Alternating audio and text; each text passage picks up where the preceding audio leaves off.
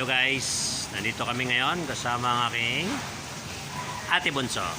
So nandito kami ngayon sa place na ito. Yan. So andyan si Mrs. at si ate Saimet namimili ng isda. Lakas ng ulan guys, kaya natanggong kami rito sa loob ng palengke. Maulan. Alam na, si Jen Kapitan uli.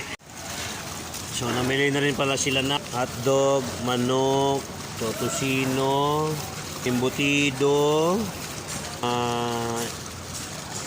Mabilisang lulutuin guys. Ate Bonso. Peace. So namili sila ng isda. Ayan. Medyo masama talaga panahon. Ayan o, ang itim-itim ng ulap. Lakas pa ng ulan. Kaya chill lang tayo guys. Ayan yung ate namin isa, si ate Saimet. Ayan.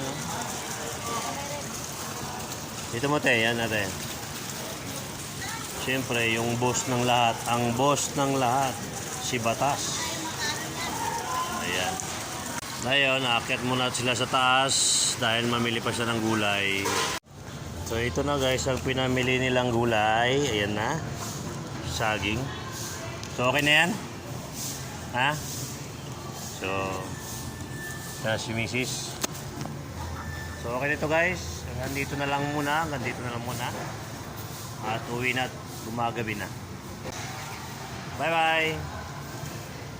See you later.